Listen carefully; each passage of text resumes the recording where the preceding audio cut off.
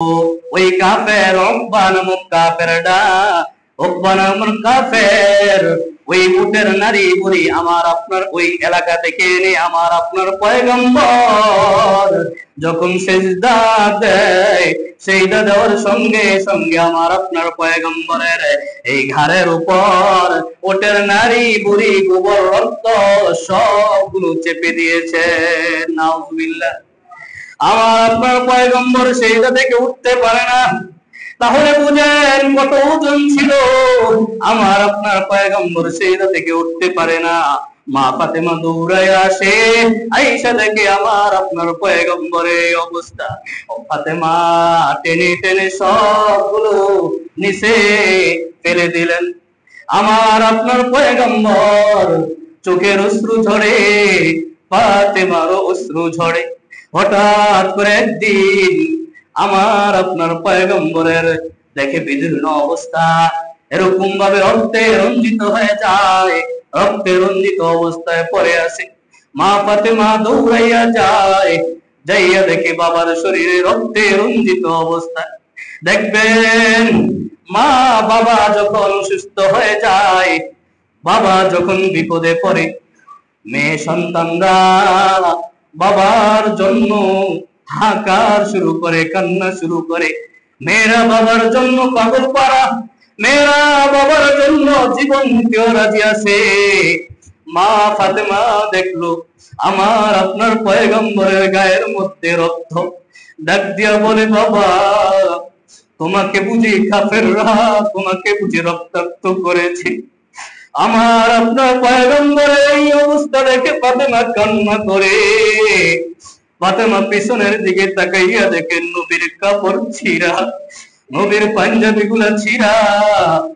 ফাতেমা ডাক দিয়া বলে, রে বাবা তুমি বুঝি কালিমার দাওয়াত দেওয়ার কারণে কাফের বেঈমান মুশরিকরা তোমার কাপড় গুলো টেনে ছিঁড়ে ফেলছে।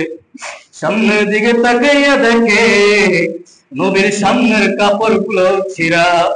আমার আপনার পয়গম্বরকে চুমুখায়, আর মা ফাতেমা কান্না করে চোখের অশ্রু ঝরে। আর ফাতেমা ডাক দিয়া বলে, রে বাবা তুমি বুঝি কালিমার দাওয়াত দেওয়ার কারণে কাফের বেঈমান মুশরিকরা তোমাকে মারধর করেছে, তোমাকে রক্তাক্ত করেছে রে বাবা, তোমার কাপড় গুলো ছিঁড়ে ফেলেছে রে বাবা। আমার আপনার পয়গম্বর ডাক দিয়া বলে, মা কান্না করিও না রে মা, তোমার বাবার উপরে আল্লাহ তাআলা এত বড় দাওয়াত, এত বড় আল্লাহ এত বড় দায়িত্ব দিয়েছেন, আমি যদি সেই দায়িত্ব পালন করতে পারি রে মা, পৃথিবীর যত লতা পাতা পাহাড় পর্বত গাছপালা তরুলতা সব জায়গায় এই কালিমার দাওয়াত পৌঁছে যাবে।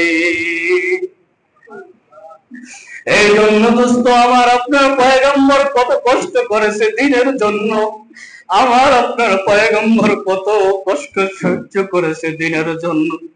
এক কাফের হঠাৎ কইরা আমার আপনার পয়গম্বরের কাছে আইসা একটা রুমাল দিয়া গলাটাকে পেঁচাইয়া জোরে টান দেয়। আমার আপনার পয়গম্বরের জিহ্বা গুলো বের হয়ে গেছে। হঠাৎ করে আবু বকর দেখে দৌড়াইয়া আসলো, দৌড়াইয়া ওই কাফের কেড়ে ছড়াইয়া বলল, ওই কাফের মুশরিক তুই কেন আমার নবীকে মারো? আমার নবীর কি দোষ? আমার নবী তো আল্লাহ তাআলার দেওয়া রিসালাত পালন করে, আমার নবী তো কালিমার দাওয়াত দেয়, তোর সমস্যা কি? তুই কেন আমার আপনার পয়গম্বরকে মারো? ওরে দোস্ত আমার আপনার নবী আমার আপনার পয়গম্বর দিনের জন্য নামাজের জন্য উম্মতদেরকে কিভাবে জান্নাতে নিবে এই জন্য ফিকির করতে করতে করতে সারাটা জীবন শেষ করেছে। আজ রাসূলের উম্মত দাবি করি, আশিকে রাসূল দাবি করি, নামাজ নাই, ফজরের সময় দেখা যায় মসজিদ খালি, শুধু জুমার দিন কি নামাজ রে বাবা? যে কষ্ট করেছে নামাজের জন্য তোমাদের জন্য, আজ তোমরা আমার নবীর আশিক দাবি করো, শুধু বারে আউয়াল রবিউল আউয়াল, বারে রবিউল আউয়ালের দিনের আশিক পালন করো। তারপরে আমার আপনার পয়গম্বরের সঙ্গে আমার আপনার কোনো পরিচয় থাকে না, এইটাকে আশিকে রাসূল বলে না। ঠিক নেই? জোরে বলেন ঠিক নেই? আমার আপনার পয়গম্বরকে কাফের মুশরিকরা চারটা এরকম ভাবে লোভ দেখাইছে। আমার আপনার পয়গম্বরকে ডাক দিয়া বলে, কাফের উতবা ডাক দিয়া বলে, রে মুহাম্মদ, তোর যদি টাকা পয়সা লাগে তোকে সব দেব, তুই কালিমার দাওয়াত ছেড়ে দে। আমার আপনার পয়গম্বর নিচের দিকে মাথা দিয়ে বসে আছে। দ্বিতীয় প্রস্তাব দেয়, এ মুহাম্মদ, পৃথিবীর যত সুন্দরী নারী আছে তোমাকে সবার সঙ্গে বিবাহ দেব। আমার আপনার পয়গম্বর নিচের দিকে মাথা দিয়ে বসে আছে, কোনো কিছু জবাব দেয় না। তৃতীয় নম্বর আমার আপনার পয়গম্বর রে প্রস্তাব দেয়, ও মুহাম্মদ, তোমাকে সমস্ত রাজত্ব দিয়ে দিব, তবে কালিমার দাওয়াত ছেড়ে দাও। আমার আপনার পয়গম্বর কিছু বলে না। তৃতীয় নম্বর ডাক দিয়া বলে, ও পয়গম্বর, ও মুহাম্মদ, তোমার মাথায় যদি কোনো সমস্যা থাকে, তুমি যদি পাগলামি করো, ওই পাগলামির জন্য ট্রিটমেন্ট করার জন্য আমরা সর্বোচ্চ ডাক্তার এনে দেব। বলেন নাউজুবিল্লাহ। আমার আপনার পয়গম্বর 3-4 প্রস্তাব শুনে ডাক দিয়া বলে, চাচা আপনার কথা কি শেষ হয়েছে? বলে, হা হা, আমার কথা শেষ।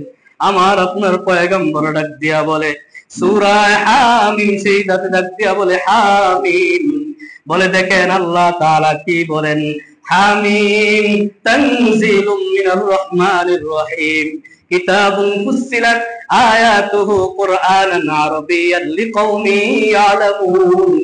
আল্লাহ তাআলা বলে, এই কিতাব এমন কিতাব, যে কিতাবের মধ্যে যারা জ্ঞানী তারা সব কিছু তাদের মধ্যে তাদের জন্য সবকিছু স্পষ্ট করে দিয়েছেন কে?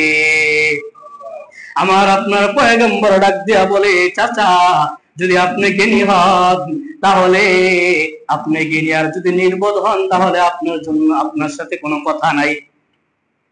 কিতাবুন ফুসসিলাত আয়াতুহু কুরআনান আরাবিয়্যান লিকাওমি ইয়ালামুন বাশীরাও ওয়া নাযীরা। আর এই কিতাবের মধ্যে এমনও আছে জাহান্নামের জান্নাতের কথাও রয়েছে। ফাআরাদু আকতারুহুম, ফাআরাদু আকতারুহুম ফাহুম লা ইয়াসমাউন। তারপরে আল্লাহর হাবিব বলেন, তারপরে অধিকাংশ মানুষ বুঝবে না, অধিকাংশ মানুষ বুঝবে না। এই কথা শোনার পর উতবা দেখলেন আমার আপনার পয়গম্বরের প্রেমে পড়ে যাইতাছে। এই জন্য বলে, মুহাম্মদ তুই বন্ধ কর, আমি চলে যাই।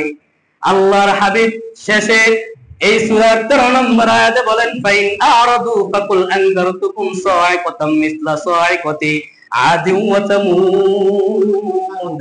যদি আল্লাহর কোরআন থেকে বিমুখতা প্রকাশ করো, আমার দাওয়াত থেকে তোমরা যদি বিমুখতা প্রকাশ করো, আদ এবং সামুদ জাতিকে যেভাবে আল্লাহ তাআলা শিক্ষা দিয়েছেন তোমাদেরকে সেভাবে শিক্ষা দিবেন। উতবা দৌড়াইয়া আবু জাহেলের কাছে দৌড়াইয়া যায়। আবু জাহেল বলতেছে, 4 প্রস্তাবে কি খুশি হইছে? বলে না। বলে তাকে কোনো ডিস্টার্ব করা দরকার নাই, সে তার ধর্ম নিয়ে থাকুক, আমরা আমাদের ধর্ম নিয়ে থাকি। সুবহানাল্লাহ বুঝেন না? এই জন্য রাসূলের অনুসরণ করতে পারবো তো ইনশাআল্লাহ। আল্লাহ তাআলা আমাদের সকলকে কালিমার দাওয়াত নিয়ে ঘরে ঘরে, সমাজে সমাজে, রাষ্ট্রে রাষ্ট্রে কালিমার দাওয়াত পৌঁছে দেওয়ার মতন তৌফিক দান করুন। ওয়া আখির দাওয়ানা আলহামদুলিল্লাহি রাব্বিল আলামিন।